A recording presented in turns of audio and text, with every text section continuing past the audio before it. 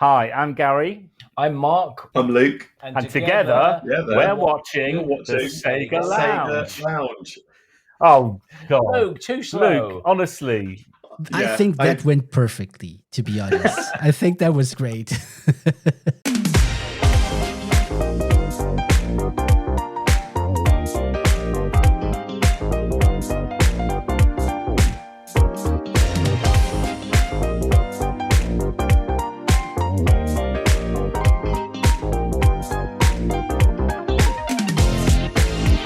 Welcome to the Sega Lounge, where we celebrate our love for all things Sega, including the games, the music, and the community.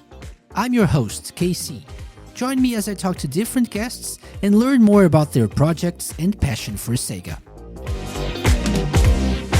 Hello and welcome to the Sega Lounge, everyone. This is episode 283. I'm KC, your host, and this is the podcast that's all about Sega, the games, the music, the community, and all things in between.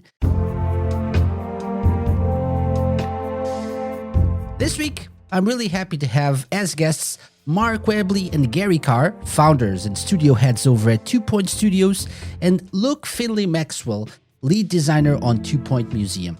Gary and Mark are proper industry legends, having worked on games such as Theme Hospital, Theme Park, the Fable series. Luke's vision of a museum management sim was instrumental in shaping 2 Point Museum into the great game it is. So we cover their start in the video game industry, what led to the creation of 2 Point Studios, their management sim games, and what we can still expect from 2 Point Museum going forward. Grab a packet of cheesy gubbins and a can of burp, sit back, and enjoy this very fun chat. Hello, hi, Mark. Hello, Luke. Hello, Gary. Welcome to the Sega Lounge. Very, very nice. Very pleased to have you here on the show for the first time to talk about 2 Point Studios, to talk about 2 Point Museum. It's very nice to have you. And I usually start our interviews with people who are new to the show. We usually start from the very beginning. So I usually have two questions that I'll leave it to you to be as brief or as detailed as you want. How did you start, or how did you get involved with video games and in the video game industry? Okay, so it's up to you to be as brief or detailed as you like. Let's start way back when with Gary. Well, before on Punch Tape, was it your first video game? Funnily enough, I'm not the oldest person. No, he's not. I'm not the first in video games. Yeah, I did start a little earlier. I started in the mid-'80s, and I left art school having made 4 films, 2 animated films, 2 live-action films, to try and get work in the movie business or TV work. And I went to work for a film company called Palace Films, but they put me in the games division. I didn't know much about computer games at the time. I used to play in the arcades a little, but I didn't have a home computer system. So I didn't know there were games companies even in the UK. I thought it was a kind of a US or Japanese thing. So I went into the games division because they said I could do more things because I would be less junior. And that's how it started for me.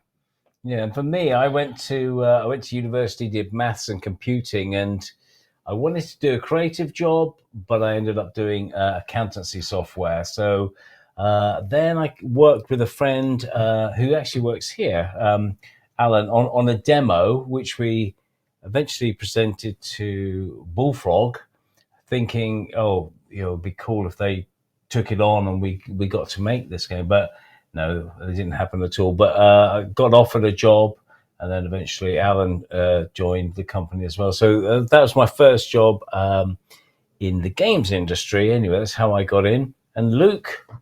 Yeah, mine's not as exciting as you guys. I just always wanted to be in games. Went to uni, did a games course. We ended up making a procedurally generated horror game, which did really well. It got picked up by like PewDiePie and Markiplier and all those kind of people. We were like, this is really easy. I can't believe we've done that. Let's start a company. And then I did that for a bit and realized that we were actually just very lucky. And then running a company and doing kind of games like that was much harder. And then so we did that for a couple of years, and then I ended up getting a 3D job at a place called PlaySport, making caravans. So that was pretty cool. And then eventually moved into design, and then gone through various different companies. But yeah, so that was kind of my start. Okay. So that's the second half of the question. You all answered the second half. But I also wanted to ask how you got into video games themselves. If you were gamers before getting into the industry or not. How did you learn about games? So maybe let's start with Luke now, maybe this time. Yeah, sure. Yeah. Yeah. So I can't remember a time when I wasn't playing games, to be honest with you. I used to draw little pictures of. Did anybody ever play Abe's Odyssey? I used to draw little 2D levels on paper. Just did that like all day, really. Still do, yeah. Just whack it open every so often, just to have a little scribble. No, but yeah, just always loved games. Always played them. Just haven't really remembered a time when I wasn't playing them, to be honest. And yeah, Excellent. My parents were always just like, yeah, if you want to keep playing, and that was it, really. Great parenting. Yeah, good job. For me, probably for you as well, Gary. I mean, the only games I got to play was down the arcades. So that was you go down the arcades, and I grew up in Folkestone, a seaside town. Scarborough for me, seaside town, yeah. So there was always arcades on the seafront. You go down there, and there was gambling machines, and there were video games. And I quickly learned that the video games were the fun things. But I mean, we didn't actually have any home computers. And my brother got a ZX Spectrum, and I had to play on that. I didn't really do programming, but I typed in some programs, played a few games on that, and that was fun. So that was my first exposure to computer games. I can keep it short. It's exactly the same as Mark. When you grow up by the coast, seaside town, you go play in the arcades, and that's what I did as well. So, well, I guess soon we actually had going into pubs. About 16, they had the Space Invaders tabletop machine, which was great as well. Yeah, I played Space Attack, which was the knockoff version of Space Invaders, but I thought was better. It's because you were younger. Yeah, I was younger. You're right. So, I used to play in a cafe. Right, I couldn't get into pubs at that point. Yeah. Okay. Yeah. Okay. Makes sense. Yeah. Yeah. That's great. So arcades for you guys. Excellent. Because this is the Sega Lounge, right? Any Sega related memories from the arcades, by the way? Any specific game you remember that Sega made that you enjoyed? I can tell you when I first worked on a Sega title. Okay. And that was quite early. It was on the Master System. So that dates me a little. Yeah. And I worked on a conversion of Xenon 2 onto the Master System. So, and that would have been, I'm going to guess, around about 1988, something like that. So, but in the arcades back then, I think I did this. I think the earliest one I can remember was the submarine one. Yeah, that's which we put into Theme Hospital. Yeah, that used to be down the arcades for me. And I suppose the big games I remember when I wasn't in the industry at the time, but still early, is things like Space Harrier, and games like that. So they were ones that really sort of were quite. The ones I remember memorable. Certainly down the arcade weren't Sega ones. There were things like Pac-Man and stuff like that, and Boot Hill. But yeah, I guess Sega were in the arcades, then, were they? They were, yes. Yeah. But the ones that, again, in the industry, but really important for coin-op is things like, obviously, definitely. Outrun, Crazy Taxi. Oh yeah, Outrun was a bit later, but Space Harrier, Hang On, Afterburner, Hang On. Those were, and Super Hang On. They were really. The other thing Sega did more than a lot of the other coin-ops were they had the bigger machines. They made them more like rather than you just using a joypad or a joystick. They built the car, they built the bike, they built that's true. The machine that the main character was meant to be. I feel like you're getting more for your money. You were. I mean, they were very much the high-end arcade machines back in the day. Yeah, you felt like you were in the game, right? Yeah, That's both absolutely. the idea. Yeah. Excellent. Luke, you're Excellent. a child. You must remember them actually on gaming machines. Yeah, yeah. I was. This is all like, what did you did this? No. What is an arcade? Yeah. Yeah, I can't remember my first Sega game. I remember playing a lot of Sonic as a kid. I was a big Tails fan. But yeah, I don't have a big What about Echo arcade. the Dolphin and things like Do you that? know Do you what? remember? Yeah, Echo the Dolphin was great. I did like Echo the Dolphin. I We like wanted Echo to as well. Echo into one of the arcades, into one of the aquariums in the museum. What was amazing Yeah. in our days at Bullfrog, when EA bought Bullfrog, they had a huge collaboration with Sega back then, and the best thing about, for me anyway, not for you, Mark, because you probably did better out of it than I did, but when EA bought Bullfrog, we all got a Master System, a Mega Drive, Sega Mega Drive, and loads of cartridges, and loads of games. EA were doing a lot of, so that was another introduction to Sega. We all got this fantastic games machine with loads of great games on it. So there were things like Jungle Strike, and there was they were good, and the Madden games and the NFL games. So there were some great titles. In fact, my biggest complaint of Sega, this is possibly not what you're wanting to hear on your channel. No, I like this. I like the dirt. Yes, the Mega Drive was the best machine, right? The best machine at the time, and then you went away from it for a while. So I thought the Mega Drive was fantastic, and it was a great time for gaming. It was around about 95, I think. Yeah, and it was just I grew up with the Mega Drive, definitely. Yeah, so I was born in '84, so and the Mega Drive was my sort of. I think I had another like an Amiga something maybe, but I don't an Atari. Sorry, an Atari something. But I don't really remember it as much as I remember my first Mega Drive and my first games. I think it was the first the first game console which felt like it was competing with the arcades, with resolution and frame rate and all that kind of thing. So. Yeah, like bringing the arcade games to your house, exactly. To home. Yeah, that's exactly it. Very good.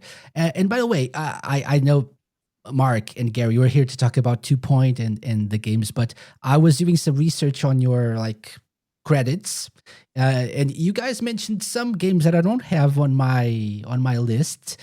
So maybe this is not really like the full list, but you have worked on a lot of amazing games that people consider classics as well, right?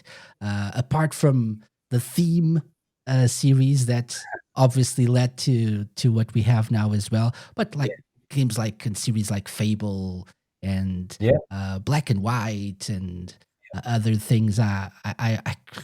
There are too many to mention.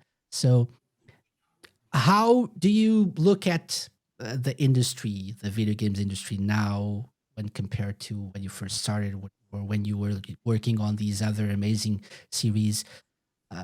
Has it really changed that much? I think it has. It's changed vastly. I mean, we went to an award ceremony, came home empty-handed, but there was so many people there, and you kind of think it's a small industry, but it's vast, and just didn't know anyone there. But I think there's a lot. I guess as industries get more professional, there's more. I mean, when we started, there wasn't such a thing as a designer or a producer. You just kind of make it with a group of people, and somebody may be a programmer, somebody may be an artist, someone's both sometimes, and you just had a small team.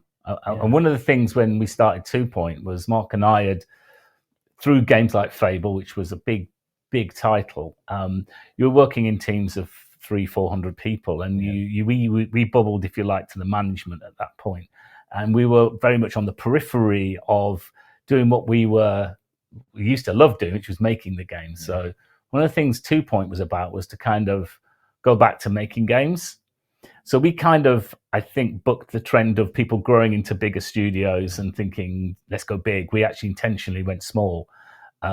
We wanted to do something more indie and boutique, because even though we'd done bigger things, we felt that there's the cadence of a release seemed too long, and our proximity to the decision making was being further pushed out by management. We're kind of making management decisions rather than game decisions. You kind of got into the industry because you love making games, and to be able to get back to that with 2 Point is fantastic.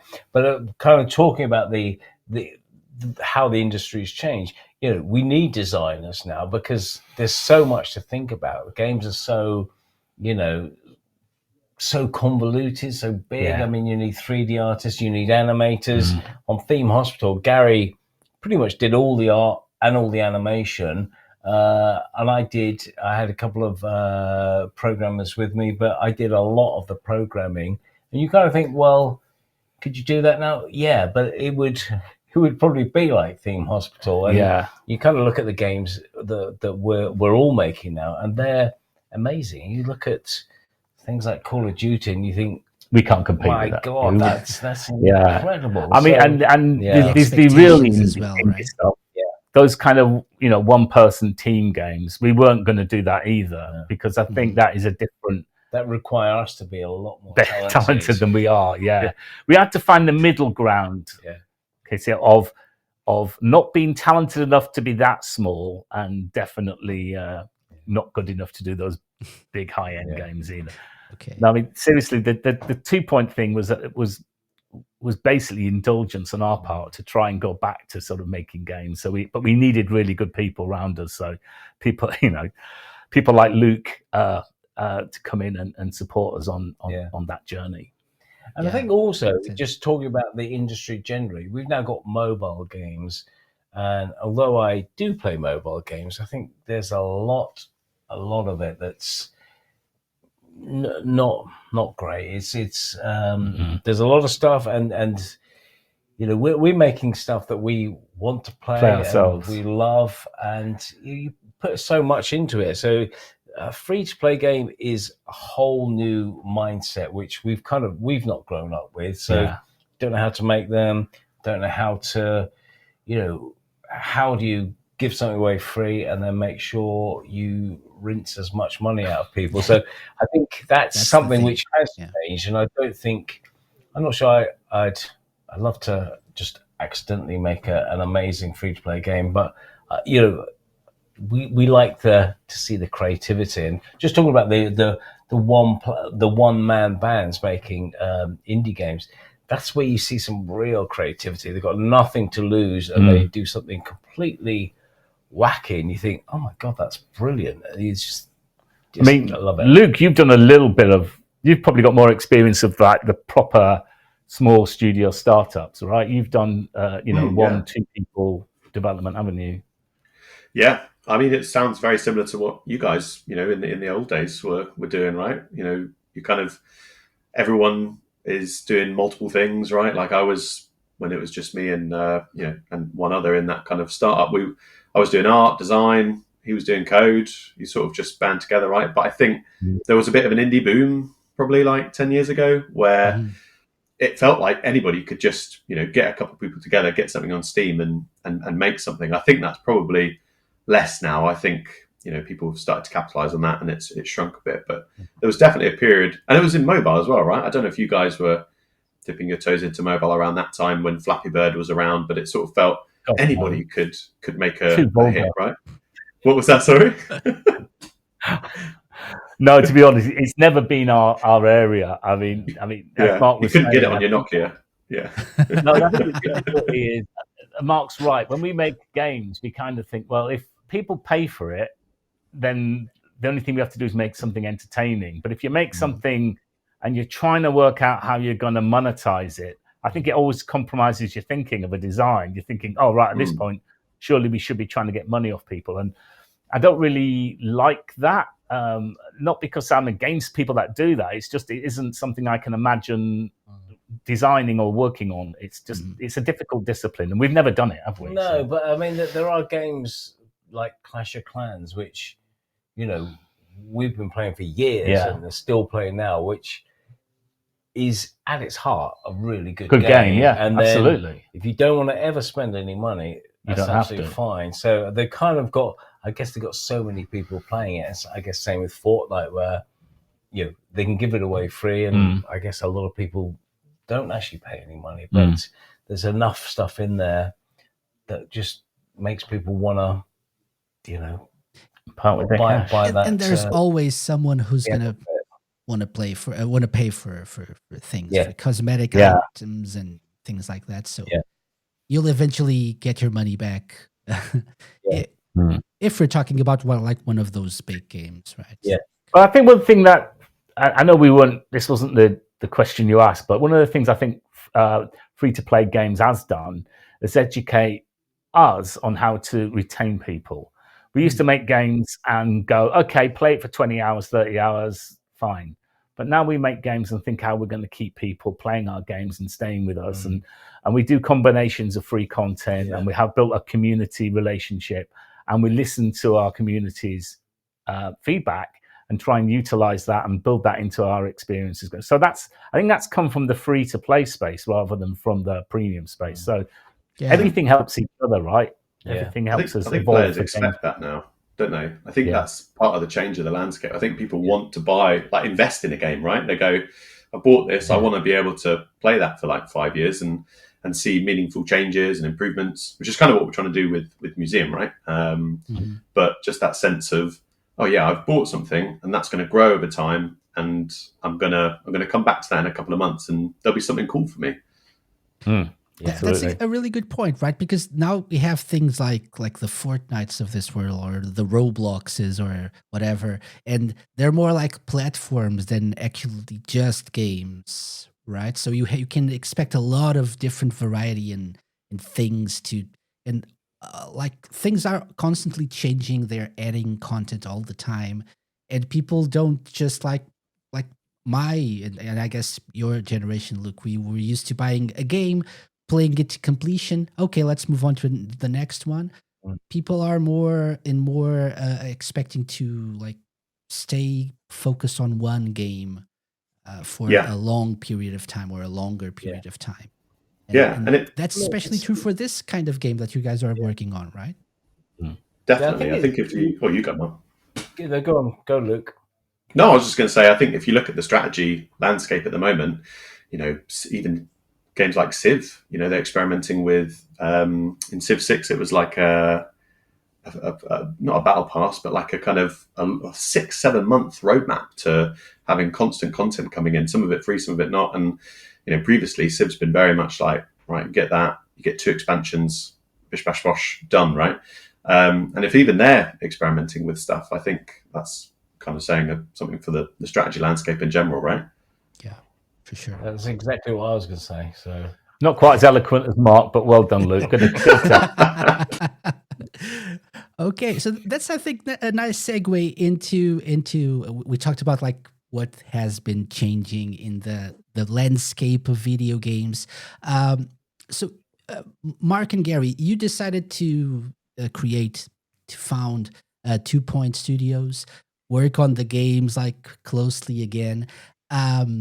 Why did you decide to go with, first of all, Hospital, harkening back to your theme Hospital days, right? Why that, when you guys worked on so many different series and so many different genres, I guess?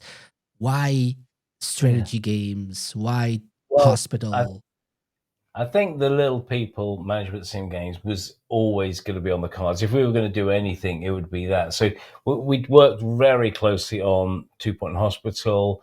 We worked on the movies, which was a Lionhead game. And we loved making these. And it was definitely a bullfrog kind of game. But, we did Fable. Fable was fantastic, really successful. We became part of Microsoft.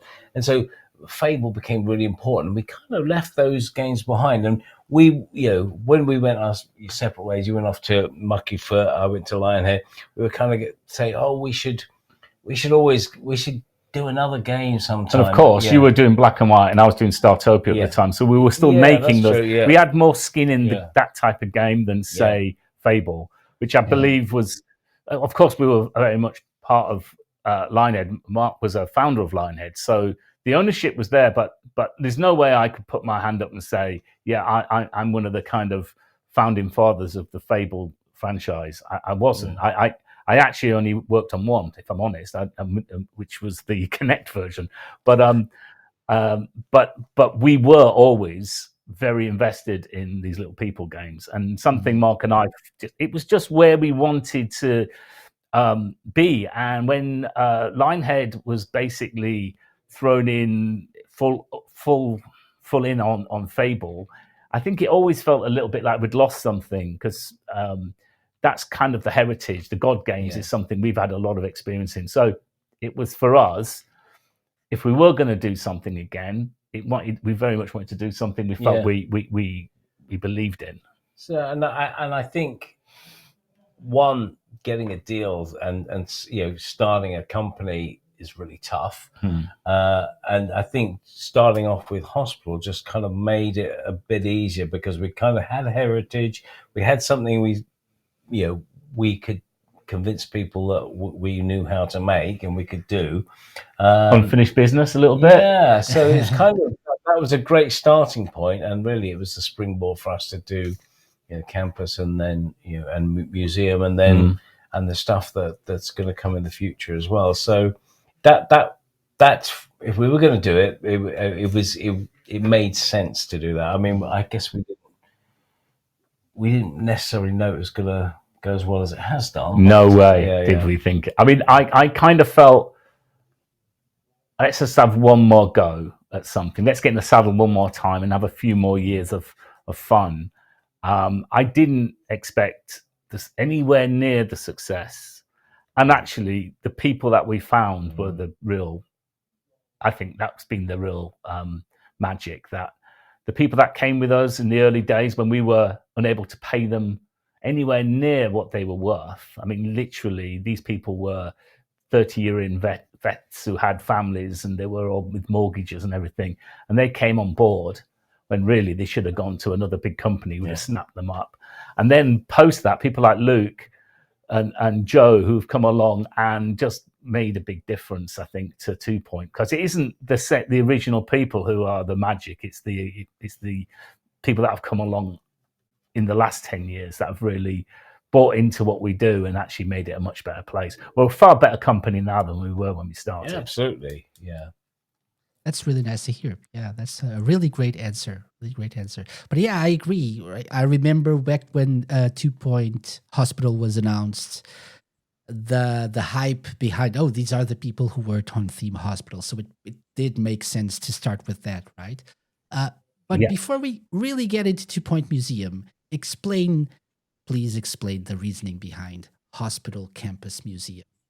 Because there must be a reasoning behind this decision, I guess. Yeah, I think we've actually got quite a big list of games that we'd quite like to make, and we kind of every now and then we sit down and we kind of go, we like this idea, we like that idea. Luke's part of it now. Yeah, he's in our inner sanctum. Yeah, what are you going to do next, Luke? And it's like, I like the idea of that one. So I think Hospital made sense. I think when we were a small indie there making Hospital, we kind of knew by the time we finished and shipped the game, we wouldn't have any money coming in. Yeah. So we had to sign up our next game with Sega, or for them to go, no, we're not interested, and then we maybe tout it around and see if we could find another publisher. And I think Ben Hoskins suggested school simulation. Yeah, it didn't. I know it didn't come from me, and I can't remember if it came from you. But I know it would have come from either Ben or you at that point, because there wasn't anybody else probably in the decision making. But museum's an interesting one, because there's a bit of a strange synchronicity between us coming up with that idea, which I think we should credit Ben Heimers for. We were actually going to do a different game, and Ben suggested that we basically jettison that game and drop in a different game, and we called it a saga initially. It was meant to be a smaller game. We weren't going to do something as big as Museum as eventually became. It was going to be a simpler game, And then Luke, coincidentally, had done a hospital game, museum game. Sorry, excuse me, that's my senior moment coming out there. So we were looking for a new designer anyway, and you had experience, Luke. I mean, explain what were you? We Ben and I had interviewed Luke Yes. while we were making this is Huskins, right? We've Ben got multiple Huskins, Bens, yeah, by we've the got way. multiple Bens. So we'd interviewed Luke, and we thought he'd be brilliant, but we were still making campus. We didn't really know what we'd use him for. So he was kind of there in the background, and then the idea for a museum game came out, and then Luke, over to you. Yeah. So when I started that small 2-man studio with a friend, we did a lot of mobile stuff, but we also we were big strategy fans, always have been, and we always wanted to make a tycoon kind of style game. Mm-hmm. And we kind of were like, I think a museum would be quite fun. We're not really seen that. And so we got to like an alpha stage where you could have guests coming in, they'd donate. We had like an auction system. We had a sort of expedition system as well, but it wasn't anywhere near what 2 Point Museums is. And it got to a couple of streamers, and some people thought it was quite cool. But then, we kind of had to just close down the studio. It's 2 of us, close down the company because it just wasn't financially viable. So we kind of had almost like a little pre-production bit there, right, where we could test out things, see what works, what didn't, and then I went off to work at PlaySport, which actually made another Sega game, Motorsport Manager. Mm-hmm. But yeah, it was very odd, and I always think about like just how mad it is that you guys were just down the road, and I ended up being able to work on a museum game in the end, because I never thought that would happen again. It was sort of like that was a really cool thing to work on, but oh well, move on. And then you guys down the road, and you guys were also thinking about it, and just an absolutely crazy coincidence. We're based in Farnham, and once Luke joined us, he told us, "Oh, this is where I went to college, Farnham." So he did the UCA in Farnham. It's always meant to be, Luke. Never get very far away from Farnham. It is weird. It's stuff like that where you just like, I don't even know how like that even happened. It's just crazy. That's amazing. I think the thing when you say, how do we get to things? I think we're very inclusive anyway. Mm-hmm. There isn't really one particular strong voice. We've worked with so many people. We've worked with for so long. It would be crazy to have a hierarchy, really. And generally, we've always wanted it to be a fairly flat org, so people can come in. I mean, Luke's not a noob now. He's been around the studio for years, but when he was, I think you felt confident to, after time, we were comfortable that Luke should drive the vision along with us. And I think if he'd have had to work his way up, we wouldn't have got there. So in a lot of companies, the problem is you get somebody blocks you, somebody who sits above you doesn't want you to be allowed a voice in them. That doesn't happen at 2 Point. We have we all work in an open studio. We all can, tell if something is good or not good usually, and we can all speak. So that gives everybody an opportunity to feed into what we do. So I think we avoid all the sort of politics of trying to climb up, because there's nowhere else to go. There really is no. Once you're here, that job you got, that's yours forever. We've actually recently got HR, and Joanna, our HR person, says you've got to stop saying that in the interview process, because it doesn't sound good to say there's no career progression. But at the end of the day, we're here to make games, right? And that is it. I mean, we're not here to put rockets on the moon. We're here to make good games, and that is it. Bottom line. Well, I think it is interesting. You start. It happened to us. You kind of start off doing not a lowly job, which is why you say it. You're programming and you're doing art, and then suddenly you're leading the team, and then you've got a whole studio within like. And you're doing management one-to-ones. Hang on, we have nothing to do with the games. This was the thing that happened. But when Mark started running Lionhead with Peter, and I started running Mucky with 3 other guys, that was the last time until 2 Point that I was actually a content creator on a game, building stuff. I was still involved with some design work. I did little bits on the periphery, but because you're in management meetings all the time or discussing publishing deals, There's no or time. you're just not making games anymore. Yeah. So the whole point of 2 Point is to say we're just the game now. We're not trying to build an empire here. We're just trying to make a good game. And if you make a good game, you'll be successful, hopefully. But it isn't about growing it into some monolithical, huge corporation. It's not what we want to do. Okay. That said, it looks like, and so I'll be honest, I haven't played Campus. I played Hospital. I played Museum. And going from Hospital to Museum, it feels like a much bigger thing. I don't know if that's what you feel like as well, and that's the reception that you're getting. So even if you're not like trying to send rockets to the moon or grow an empire, but it looks like you're like making things better and bigger every time. Yeah. I think in every single aspect of making Hospital to Campus to Museum, we've tried to, every time we kind of go, what can we do better? There's the technical side of stuff, there's the stuff under the hood, but then there's the game systems as well. And then sort of bringing Luke, you work very closely with Ben Huskins, and Ben Huskins was lead designer on the first 2 games with us. So I think just building on how do we have a less linear game with movies? So we certainly started off with a bunch of things that we wanted to do better. And I mean, we were ground zero with Hospital. We had literally less than 2 years to start the game, launch the game, because that was our contract with Sega. We promised them a game within 2 years. We were paid by milestone deliverables. So if we took too long, we didn't get any more money. So we were from a point where we had literally not a line of code to shipping the game in 23 months. And we built upon that, of course. So with that came Campus, and with Campus came Museum. That's not to say we're not better because we haven't got better people, but there was definitely building blocks that we could stand upon to make Museum an improvement. And that's hopefully how it's going to work for all our future games, that they're all going to be incrementally an improvement on the previous one. Yeah, we hope.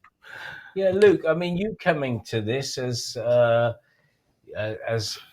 outsider, kind of our first game that you worked on, what kind of, have you got any sort of thoughts on that? I guess you had a base, and it was basically just you and Swanee, I guess, with Husky, just building the very early prototype. So, yeah, I mean, I kind of feel like, as you were saying, we're getting incrementally better. And I think everyone in the studio wants to make a great game. And I think the key is everyone wants to make a better game than the last. Like there is just in the DNA this desire to be like, oh yeah, we could do that better, right? We could try this thing, or what didn't work. We did a huge postmortem on Museum, and we looked at what we could do better, what we could not. I think we're always looking to just see what the next better version of that is, right? But yeah, when I joined, sat down with Swanee and Husky, and we had regular meetings, Mark, about what the core loop of this could be, and what were the great bits of Campus and Hospital, and what were the things we wanted to explore. Like I think, for example, in Campus, you guys really wanted to look at the student relationships and make those a big part of that flow. And then in Museum, we kind of were like, well, that was really cool. Maybe we could make that work on the staff instead of the students. And so that's kind of how your staff members get illnesses and injuries, and there's like a very big training system in Museum as well. So there's lots of things from Campus that we picked and we said, let's see if we can expand them and improve them, and then wrap it in this whole new loop where you're doing expeditions. And we kind of knew, I mean, we always get the number wrong, right? But we kind of knew the expedition system was going to be a big USP, and we kind of blocked out, I think it was like 12 iterations, like just blocks of time in the schedule where it's like, we don't know what it's going to look like, but we know we need to improve it. And so, I think the first expedition system, Luke, was click on a button. That's literally it. It was a timer. It was just you click a button, wait 30 seconds. I don't think you're allowed to count that idea. I think anybody could have had that idea. Yeah. Sorry. I was just going to say, add to that, Luke. The other thing I think you have to remember was that with 2 Point Hospital, there was a little bit of a nostalgia legacy play there. And we very much wanted to stay true to something we'd worked on and felt was in our kind of DNA. And then we wanted to literally draw a line under that and think, well, we're not now looking backwards, we're looking forwards. So in a sense, we were kind of slightly keeping Hospital within a framework. In fact, we had two influencers in the other day who have been creating content around our games for years. And I said, which is your favorite of the three? And this one said, it's 2 Point Hospital. And I said, well, why? And he said, well, it's harder, which is true. It was very much.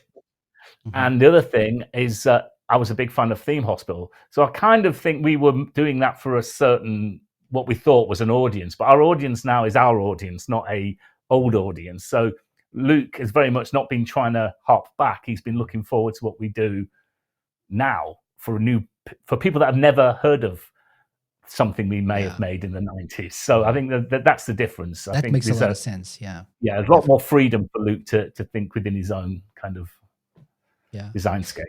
And by the way, Luke, so you had worked on a museum game before. What is it about museums that you think?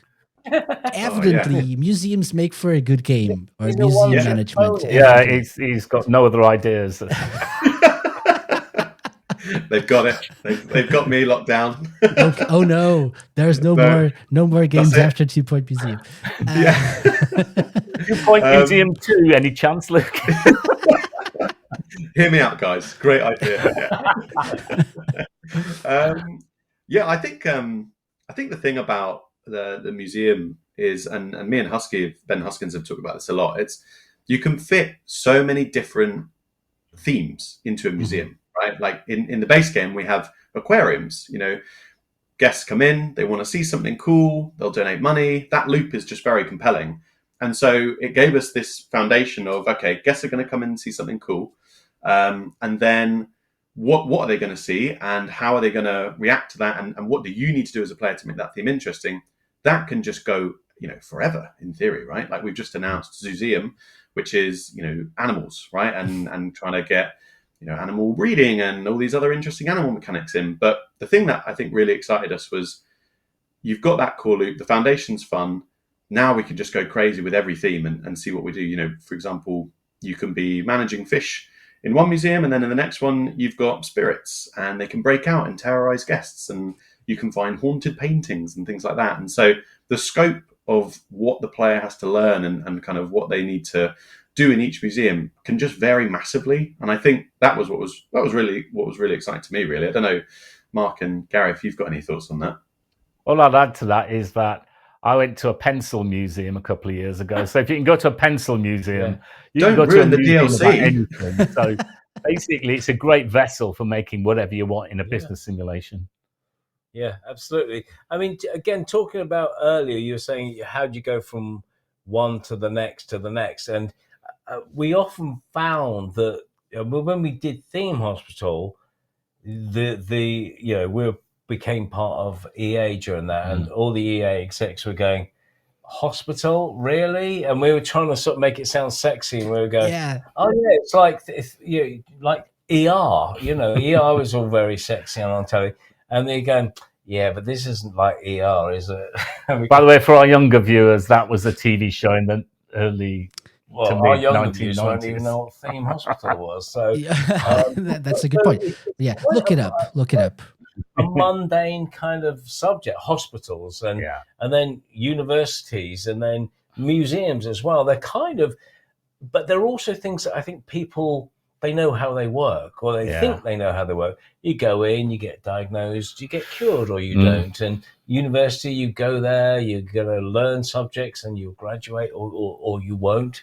You have your social time there, see bands, blah blah blah, fall in love. And then, of course, museums.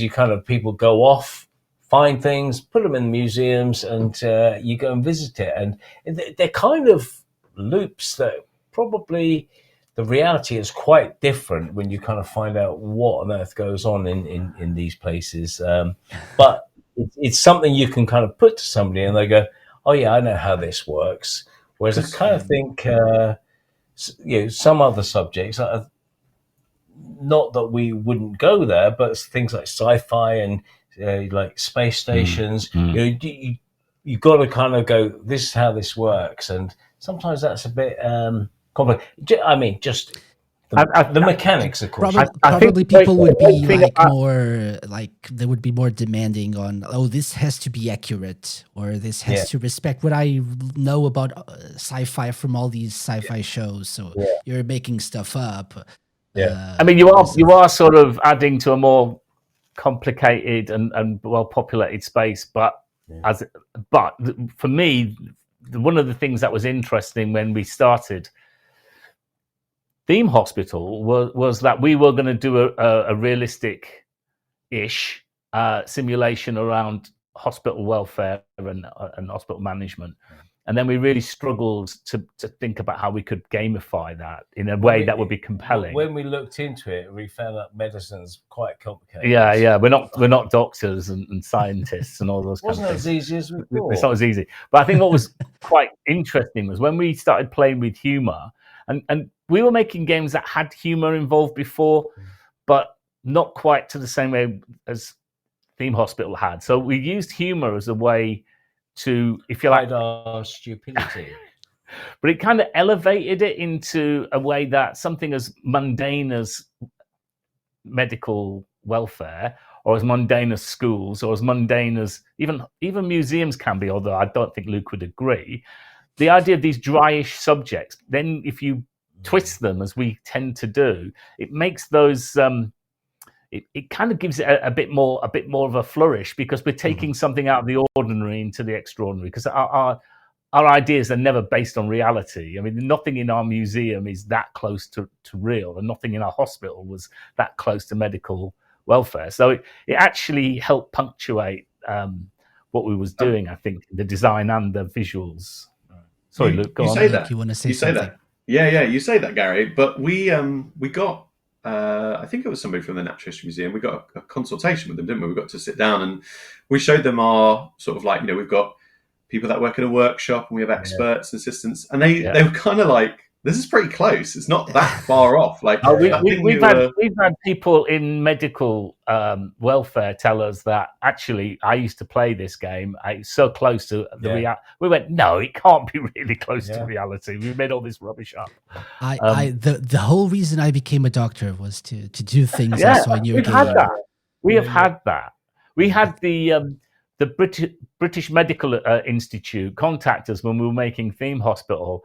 And they said, look, we're having our end of year conference. Could you do a version of your game for our conference so we can actually play it against each other? And we were like, well, sorry, it takes a long time to write software, but why would you want to play something as realistic, unrealistic as Theme Hospital? But they were genuinely interested in using it as a training tool. Okay. That's amazing. So you touched on something that I think is important for people not really familiar with your games to understand the sense of humor behind these games. And humor is a big part. So, for example, Luke, as a designer, how important do you think baking humor into these games is for the games to be more enjoyable, to be more, I don't know, and also accurate and true to 2 Point Studios' vision, right? I just don't think, I think the magic of 2 Point is that the humor allows you to abstract the game to where it would almost be accurate. So, we're at that level of abstraction, for example, with museum, where we can go to the Natural History Museum and they kind of go, yeah, that's kind of how it works. But if you remove the humor, you have to go deeper, and then you start getting into the weeds of, well, there's just no way we can model this, right? And I genuinely don't think you could make a museum game without humor, because I think you're either going to be really, really dry, or you're going to have to go way deeper into the systems. And then I think the deeper you go, just you're not making a game anymore, right? You're kind of just making a simulation. So I think that's why the 2 Point games work so well, is because we have the humor and we go, we're just going to take this at a high level and focus on the systems. We can get the sense of it through, and the player can feel like they're doing that without actually really having to simulate, a campus or a hospital. I don't know, Mark, do you think that's kind of fair to say?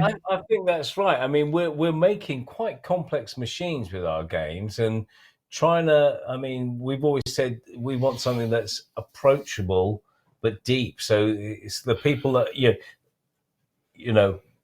people that don't necessarily think they like simulation games could hopefully look at one of our games, and go, "Oh, this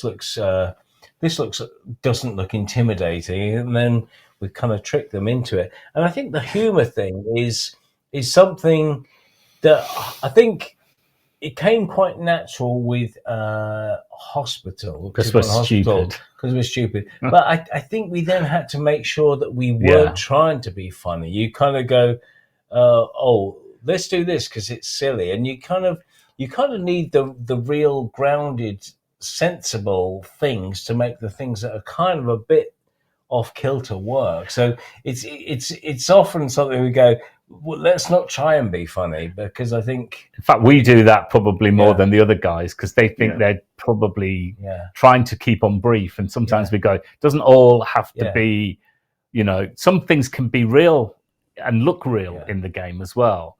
And I think it's the abstraction of way things look and the humor is, and this is really just stealing your point here, Luke, is that if you can get people to sort of believe in the absurdity of our world, then it allows you to blur the lines between real simulated, business management of whatever that business is, because the abstraction is the humor. So the way we go off on expeditions, if you think about it, the shorthand of that is so far off reality, but because of the abstraction using the humor and the visual jokes we do, that allows you to think you've gone on an expedition, you've had some drama, and you've come back with this amazing artifact.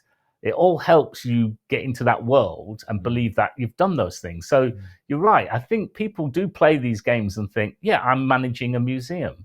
Yeah, I mean, in a weird world. To the point earlier, it is just a complex toy that you kind of got all these systems that are related, and you kind of go, well, if I do this and I do that, it's it feels like a museum. And smells like a museum. It smells like it must especially when you zoom in and you get for example, to experience a tour guide leading like a group of Yeti, and like a deep sea diver. Obviously, he's got big feet. That's so for people not understanding what we're talking about, like, because you're listening to the audio version, go check out the video version of this. This is just one of the many examples of the sheer realism of this game. We have in our world, we have people who are Yetis, and they're just a type of people that exist in 2 Point County. They're quite well to do. They've got a long history. They're from the sort of colder regions. They're in the pecking order of bipedal people. They're at the higher echelons, and we chose them to be kind of Yetis. And in our world, they coexist with people that look like humans, or people that might look like clowns. Vampires, We have vampires. We have ghosts that just live amongst us. So when you've got a world that ridiculous, it allows you to bend the rules of how you run a school, how you run a hospital, how you run a museum. Well, for you, Luke, I mean, it allowed you to allow your guests to have different preferences and stuff. So and I was going to say, when we were talking to the Natural History Museum, and I think we also spoke to some people who design exhibitions for museums, and they spoke about it in the same way that we talk about it from a kind of design point of view. They said we have different guest archetypes. You have people that I think they've got special names for them. Apparently, they're all known in the museum industry. Like, I think they're like watchers, readers, runners, people that just kind of go through the exhibition, don't really care.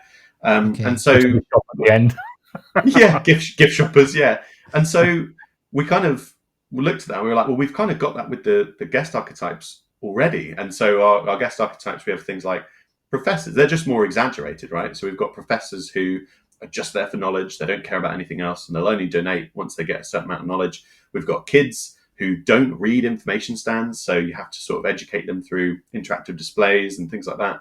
We've got Yetis as well, and deep sea divers who love fish. But I think that premise is still there. It's that abstraction we've been talking about, right? Where it's like the core of what those real world exhibition designers is trying to do is there. We're just putting a Yeti on it and kind of making you go, yeah, I'm kind of doing that, right? And kind of trying to lift that up to be a bit funny and a bit lighter. And you've got to remember, as a player, you're looking at this little ant farm of different types of people who want different things from the game. It's quite clever because it allows you to, at a glance, read. There's a Yeti. There's a deep sea diver. There's a boffin because he's got elbows on his patches on his jumper. Yeah. These just help the player go, right, am I servicing my community of people that are coming into my facility? So it's more than just playing it for laughs. It's actually quite a clever way of helping you exploit the system. Yeah, that's true. That's true. But I think, and so I've been playing this for a few weeks now, as you can see from my really poor museum like architecture, I guess.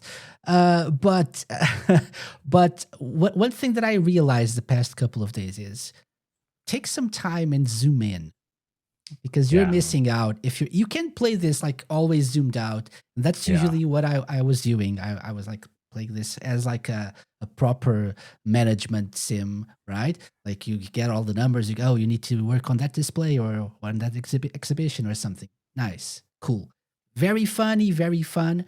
But as soon as you zoom in and see all the little details and all the little funny bits that are happening in real time throughout the museum, that's when the game really like shines, and the polish that you guys give to this game really shines, because you really put a lot of like attention into these small details, right, Luke? Yeah, I mean, the animations and the lovely little random interactions are great, but I think, Luke, you designed the buzz system, which I think makes you go in closer, because the way you design your display layouts needs you to go in close sometimes, because you're positioning things to get more of a high buzz bonus and a buzz effect from the people passing by. And that does probably force you in a lot closer when you're designing your exhibits than the previous two games. So I actually think that is help bring that camera in. Because I agree, I watch players sometimes on the earlier games, and they're almost top down playing it optimally. Yeah. And it's such a shame, because all those nice little interactions you see do benefit from you going in closer. But I think the customization tools now and allow or actually force you in a little closer. I mean, talking about sort of building on. I mean, all the customization tools were sort of like taking what we've done in campus, but going way further than that. I mean, that was a big pillar for you, Luke. Yeah, I like Lucas. Let's call him Lucas. Call you Lucas.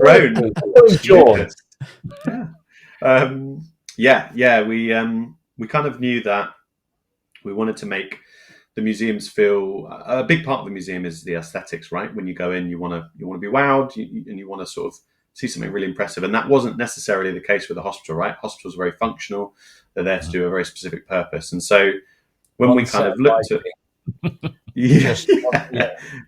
that's a really nice water fountain. So with museum, it kind of naturally opened up that space to do more customization. And I think we looked at the wall system as well. That's something we've not done before. So in museum, you can place partition walls and you can place one-way doors, and you can really tailor that kind of experience through the museum. And we kind of just felt it was a great time and a natural fit to sort of expand those customization options for players. And I think some of the things I don't know, Gary, if you go on a lot of the Reddit and screenshots and things, but some of the things people have made have been mad, amazing. Yeah, I think bringing some of it outside has really helped as well, because you can do more with your exhibits outside spaces. Because I thought it was a real shame. In fact, initially in 2 Point Hospital, you couldn't change the perimeter size of your plot, your buildings. They were locked in. Then we adapted that in campus, and then on Museum, we allowed you to do more with internal wall building, as Luke's just said, but also encouraging you to build outside. Certainly, certain exhibits actually benefit from being outside, such as Museum. And now with Museum, we're making the outside space equally as important as the inside space. So I think we just want people to build where they want, how they want, and that's kind of we're trying to break. It's breaking the rules down. We're slowly deconstructing the game that hopefully our players will do all the designing for us. Excellent. And you touched on Museum, which is the upcoming DLC. So again, I'm gonna have to ask. I get the idea of this, but I have to ask this question that a friend of mine asked me. We have monthly episodes of this show and we share Sega news. And when you guys announced Museum, we talked about this, and one of my friends said, "Why don't they just do 2 Zoo?" Okay, so good question, Luke. Good question. Lucas? Luca, you actually gave an answer to this recently, I think. So if you can't remember it, what was the answer?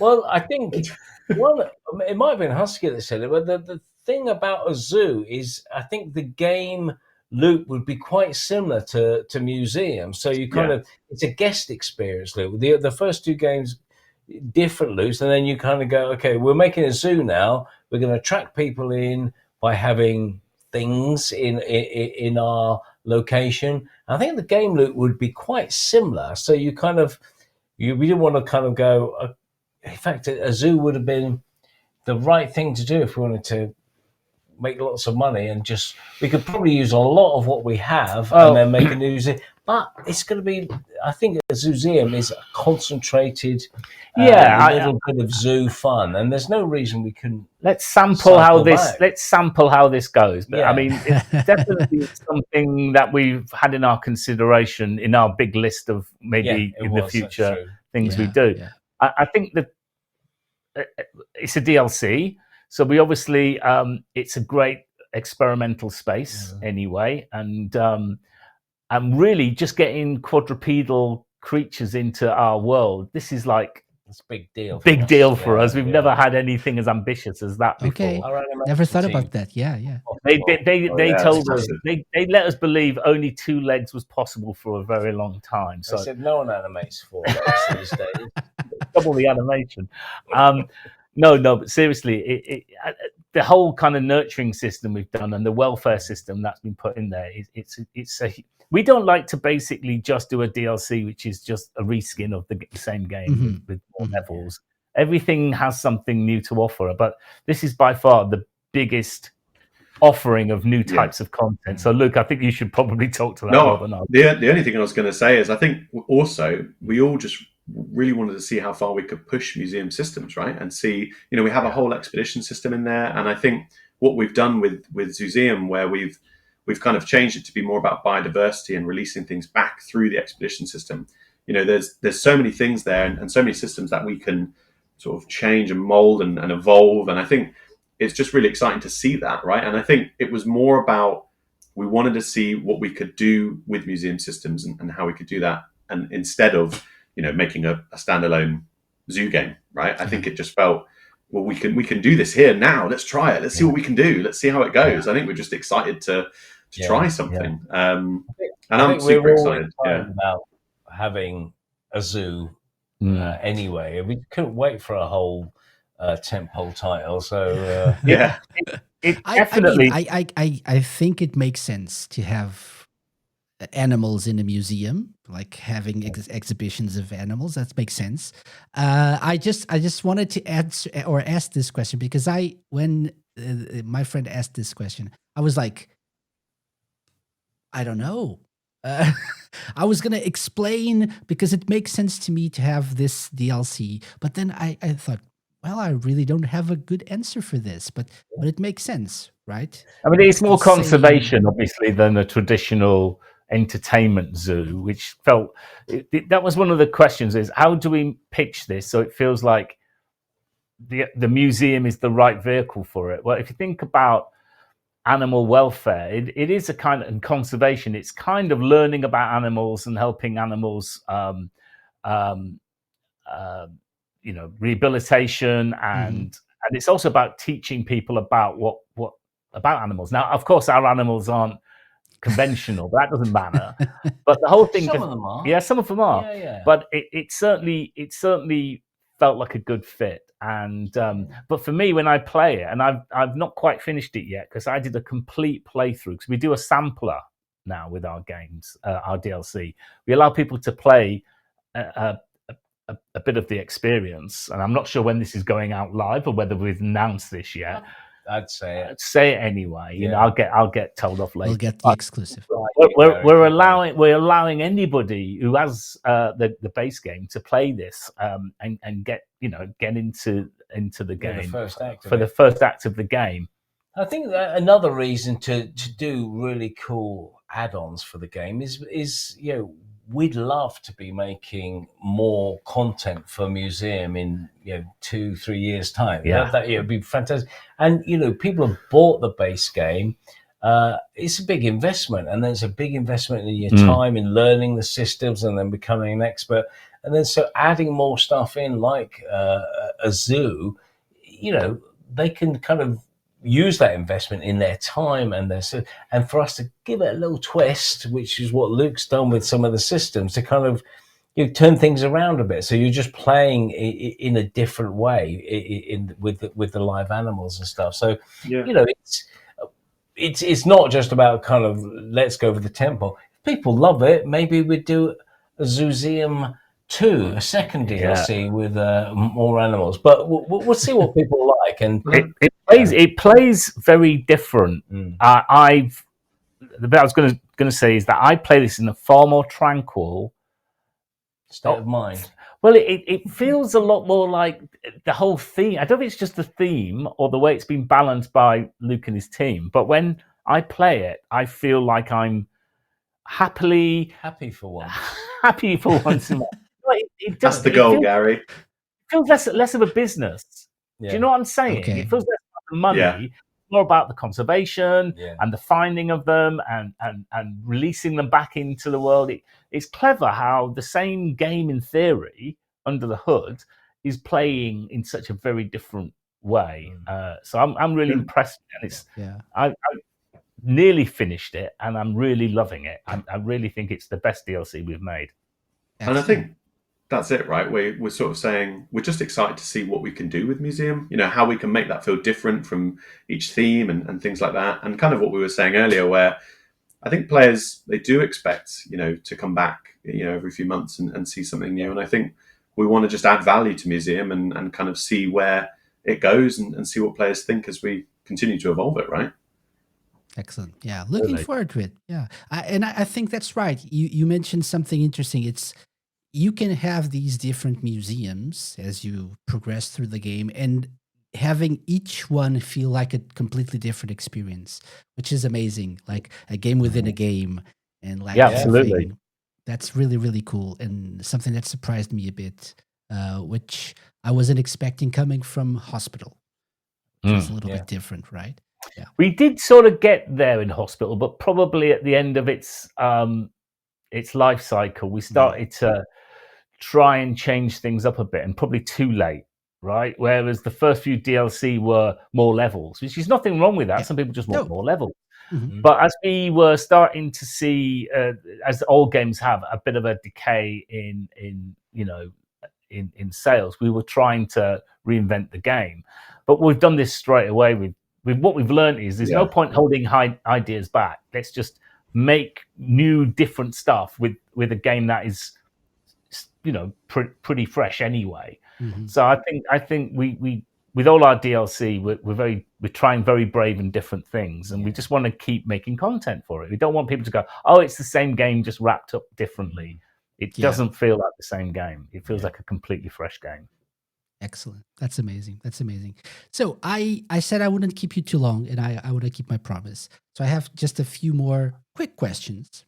So first of all, I really love the PA, like the announcements in all of your games, but this one in particular, spot on. who comes up with this with the lines? Is it like a one-man job? It's a team. Yeah, no. Harry Puttick is our writer, and he comes up with all the tannoy lines. And Jane, who works here, is the voice of the tannoy. And in fact, when we did 2 Point Hospital, we were trying to find the woman who did the original theme hospital voiceover, and we're trying various routes to find, and just couldn't find her at all. And then, so I got our audio guys to record Jane doing some tannoy lines, and I played it to Gary and Ben Huskins, and I said, "What do you think of this voice?" And they said, "Oh, well, you found her, have you? That's great." And it was Jane, of course. I think if they'd known it was Jane, who works at the office. Let me speak on your behalf here. Jane, if you don't know, is Mark's wife. Yeah, but she worked at 2 Point. She's her own person as well. But when we first started, there was only 6 developers, and because we really were on a shoestring, both Jane and my wife Karen did things around the office. So Jane ran the office in the sense of making sure that we had cleaners and electricity bills were in place, and Karen did the accounts and everything like that. So when Mark asked Jane to do it, and I've known Jane as long as Mark, pretty much, and I had no idea it was her. And I also had no idea she had any talent whatsoever, Mark. No, honestly, it was amazing, because I genuinely thought you'd got hold of, because we actually put a little shout out to try and find her, because again, the original tannoy voice in Theme Hospital, that weirdly was also someone who was attached to our small team. Yeah, that was the girlfriend of one of the people that worked on our team. So it was weird that we've done the same thing again. And Jane now, she has her own fan base. She's been BAFTA nominated, and often when people ask for somebody to turn up and be at an event, they don't ask for Luke or Mark or me or Ben. They ask for Jane. Because she's got more celebrity status. Well, in fact, as she should. I was at G Live with Jane and did a local thing, and this person came up to Jane and said, "Oh, can I have your autograph?" And she just said, "This is Mark Webley." And went, "All right." He walked off. Didn't want his autograph. I don't care. I want you. But, you're not the tannoy voice in the game. I think the very early tannoy lines, Ben Huskin was writing, but when Harry joined us and took over the writing, I mean, he's a funny guy. He does all the writing. Well, not all, pretty much all the writing for the games. Yeah. But Jane actually does a great job of getting the right. It's not. This is what acting is. You've got the delivery is on point, I have to say. Yeah, she's really good at it, and she's got better at it as well. It's one of those things that now she kind of knows the character and doesn't need much coaching. And you know what's the best thing about Jane? She's free. She's free. She's already on the payroll. Yeah. Okay, that's good. So even if she wasn't good, okay. Anyway, thank you for answering my question about that. The other thing I wanted to ask, we just got the Switch 2 release of 2 Point Museum. So thoughts on this? How different was it, maybe Luke, to develop this version of the game? Any special sensibilities here that you had to develop for that? Yeah, I think the biggest thing for me and Husky when we were kind of working through that is being able to play it handheld, right? Like we'd never done that with Museum, and I think it changed the way we thought about haptic feedback. And we had another look at how things feel, how they vibrate when you place things. You know, we'd always thought that was quite important, but we really it just feels different when you can see it, you know, in your hands and like that. So haptic feedback was a big one, and then obviously the code team have done a huge job with optimizing it and making sure that it runs really well. I think that's been an incredible, you know, triumph there.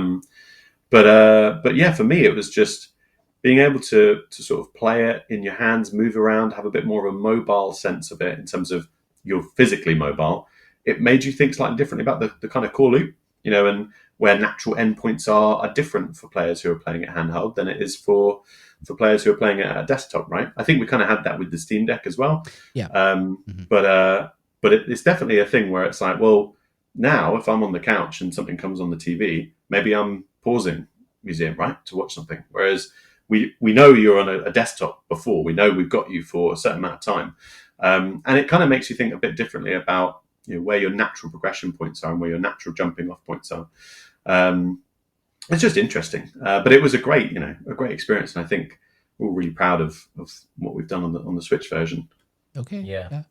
And one of the things that I think immediately most people asked was for mouse controls, because the Switch now has that functionality.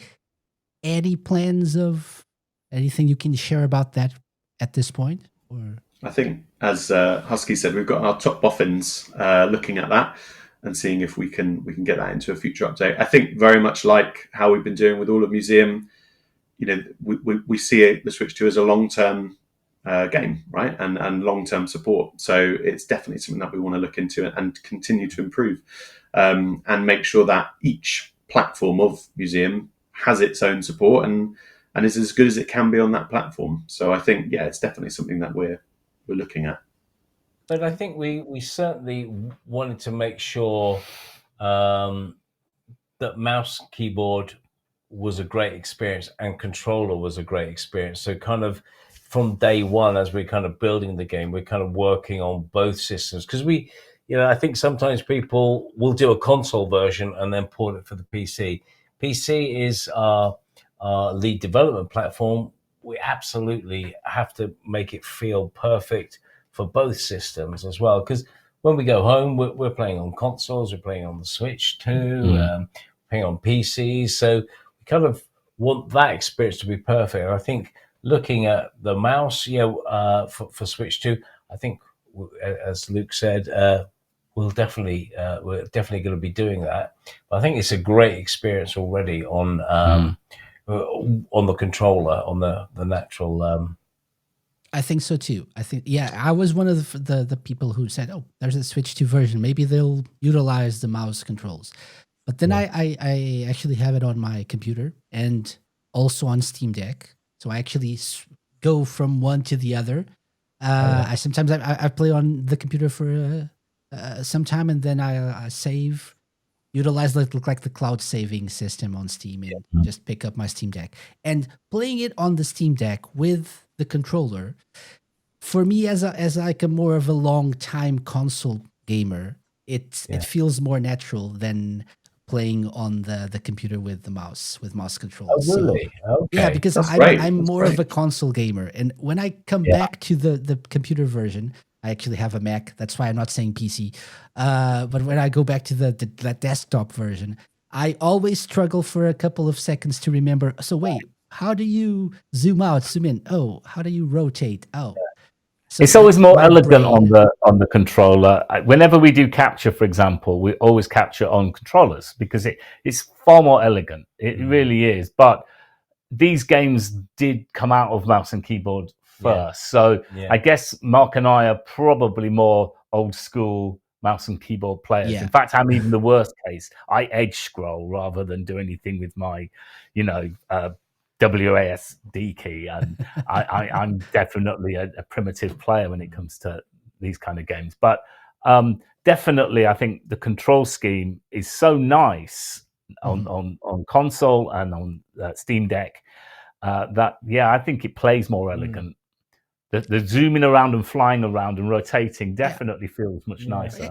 I think it depends on what kind of gamer you are, right? So it's more intuitive for me, but I'm guessing like maybe people who are more accustomed to PC gaming probably feel more comfortable with the mouse, I guess.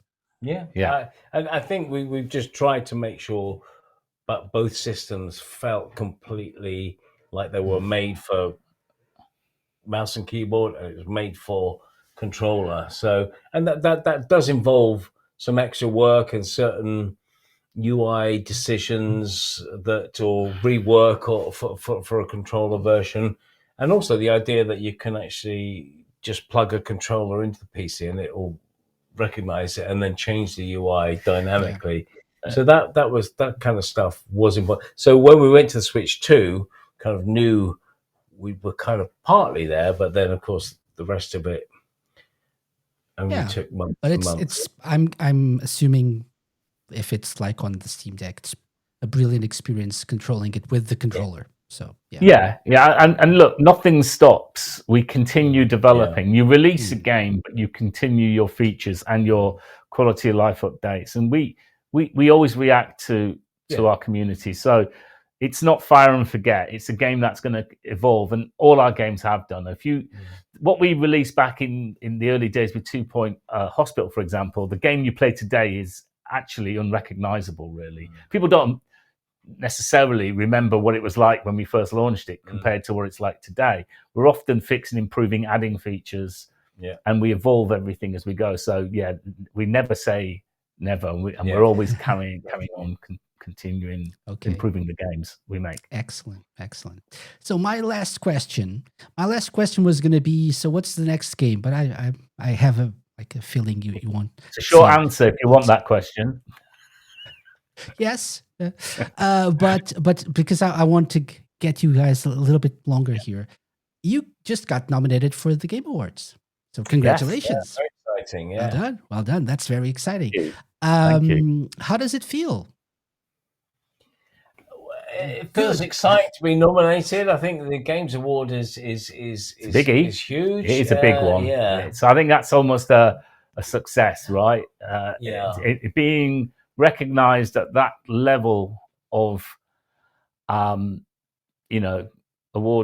awards is amazing. I mean, and it's difficult with simulation games because it's a broad church, and we still see ourselves as a really small little studio. So we never get ahead of ourselves and think, we're going to win anything. But just being nominated is amazing. We'd love to win something. Yeah, we're very good at being nominated. Yes. We're very good at being bridesmaids and never the bride. But but we're still happy with that. It's great. It's a great credit to the team. Yeah. I have to say, Luke, you were right in like pitching a museum game again. Yes, it is the right call. Excellent. Well done. Yeah. Oh yeah, no. It's mad. I think we're all just so psyched to be nominated. Even just nominated, it's amazing, right? It's great. Absolutely. I mean, just talking about the museum, and of course, other things that belong in museums with what we've been doing with the Digiverse, where we've kind of some fantastic IPs and games that we kind of think, and there'll be more of that coming as well. That just, it's brilliant to kind of have an IP crossover with Luke. Do you want to sort of talk a bit more about that? You've been it's just exciting to work with other IPs, right? Like we started with Dredge. If have you played Dredge? It's a great sort of Lovecraftian fishing game, and so we've kind of got that in there, and the Digiverse is an expedition map where you can send digital experts and find digital exhibits, and so you're actually going into Dredge, you're getting fish from Dredge, and you're placing them into your museum. We've just done it for Vampire Survivors as well, so you can go and get you go into those levels and you get those things, and it's just really fun to be playful in other IPs and other games. And I think it's just a kind of sense of, we want Museum to be this really playful place that celebrates other games and celebrates gaming in general, and just a nice space to sort of call out those things, and it just feels different, Yeah. It's almost the beginning of this conversation when you were asking us, what did you play when you was growing up, or what did you do in the arcades? This is celebrating the whole history of computer gaming and making it exhibits in our world. So it's a really and we want to keep this going. We've got stuff lined up for next year. We can't obviously discuss because it's embargoed. We've got stuff lined up for next month. So there's a lot. There's a lot. Talk about that. No, but never mind. But there's this is something we want to continue supporting, so people will get lots more free content without having to put their hand in their pocket, and it's exciting content, and hopefully it will bring other people to our humble little game Yeah, as well. and Luke, I think you, as you often said, even if people don't know the IP or they're not fans of one of the particular things, you're kind of working on the features that kind of anyone can play. Yeah. I mean, and that's the cool thing about Museum, right? Where it's sort of, we have a fishing system already, right? You go and get fish, you put them in an aquarium. So that just very nicely ties into Dredge. So if you want more fish and you don't know anything about Dredge, you can still go to the Dredge Poi and enjoy it for what it gives to your museum. But if you know Dredge and you play our kind of Digiverse version of it, you kind of go, yeah, this feels a bit like Dredge and I can see what they're doing, right? And so, ideally, it works for all people, right? People who don't know it, they get something cool and they get a new experience. And for those that do, it just feels like a nice little nod to a game that they really like. Yeah, excellent. Those crossovers are always fun. Any plans or anything you can tell us about any kind of Sega crossover? Yes. We can't probably tell you. We'll tell you offline, but we can tell you offline. There are some secrets. There are some exciting things afoot. Yeah. And actually, it's harder to get these over the line, even though we're a first-party Sega studio, than it is with some of the wonderful partners. But that's not surprising at all. No, we have got some amazing news, but it will have to wait. But we will come to you first. That's there a promise. You go. Yeah. Okay. Well, kind of a promise. I'm old. I'll forget, but I'll write it down. I'll send you. You write it down. Yeah, absolutely. And do you know how you said you wanted to win something? So I'm delighted to tell you that you just won the Sega Lounge Seal of Approval. Yes, which is much better than the Game Awards. I love the graphic as well. It came up. Look at that. Very professional. Yes, I actually send the physical seal to you guys. I'll send it to you. You better do that because we won't. I do that. Yeah. So thank you very much for coming, guys. It was really a blast to talk to you about everything. Hopefully we can do this again in the future because I had more questions, but I don't really want to keep you too long. Anything you want to say to people listening in, mostly people who who are always looking at 2 Point Museum. I was one of these people, by the way, until a few weeks ago. They're always looking at, I'm sure this is fun, but I'm not sure if I should just take the leap. Should I try 2 Point Museum? Anything you guys want to tell these undecided people? I'd give it a miss if I were you. I knew he'd say something like that. Oh no, sorry. No. Well, look, I'll try and be the horrible commercial person here. Give it a go.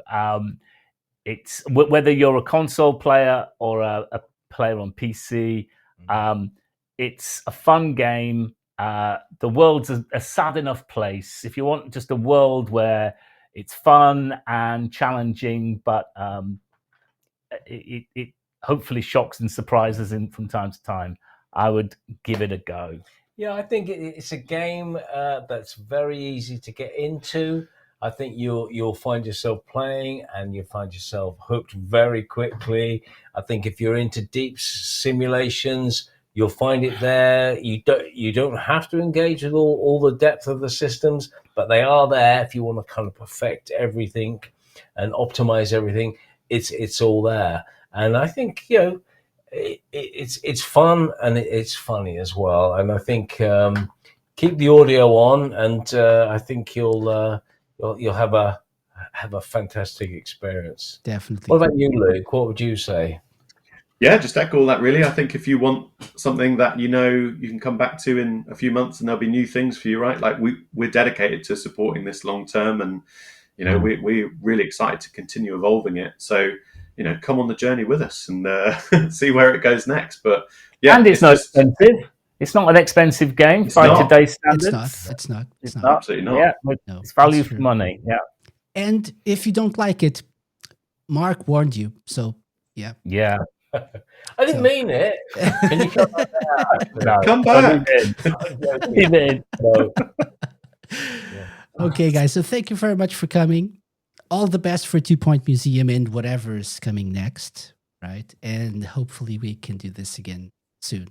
Yeah, Okay. definitely. Cheers, Casey. Thank you for calling. Thank you. Thanks for Thank you very calling. much. Thank you Yeah. very much. Cheers, pal. Bye now. That was my conversation with Mark, Gary, and Luke of 2 Point Studios. I hope you had fun listening to it, and I have to say, I'd just keep talking to the guys for hours if I could. They were great. And a big thank you to 2 Point Community Manager Leaf for their help in setting this interview up. Go check out 2 Point Museum. It's available now for PC, Mac, and consoles, including the recently released Switch 2 version. I've been having a great time with it, and I'm looking forward to sinking my teeth on the new content when it lands. And with some exciting Sega-related stuff happening too, apparently. Or so I hear. That's it for this week's episode of The Sega Lounge. We've got new episodes every week, so if you enjoyed this week's show, go and follow us on your podcast app of choice, including over at terraplayer.com, our friends. And if you're watching us on YouTube, be sure to subscribe to our channel and let us know in the comments below your experience with 2 Point games. Let me give a big shout out to Lewis Cox, who's a monthly supporter of the show on Buy Me a Coffee. And if you'd like to support the Sega Lounge, either on a monthly basis or as a one-off, check out thesegalounge.com/support for ways to do that and help me with the costs of doing this podcast. Thank you very much for listening or watching. The Sega Lounge returns next week. Have a good one. Bye-bye. The Sega Lounge, hosted by me, KC, a Mixon Productions podcast and part of Radio Sega's network of live shows and podcasts. Theme song and incidental music by OSC. Got any suggestions? Drop me an email to podcast@thesegalounge.com. Find us at thesegalounge.com on Blue Sky. Check out our YouTube channel for our video content and follow us on Twitch to join our Let's Play sessions and live episodes. You can find previous episodes of the show by going to thesegalounge.com, on the TerraPlayer app, and wherever you listen to podcasts.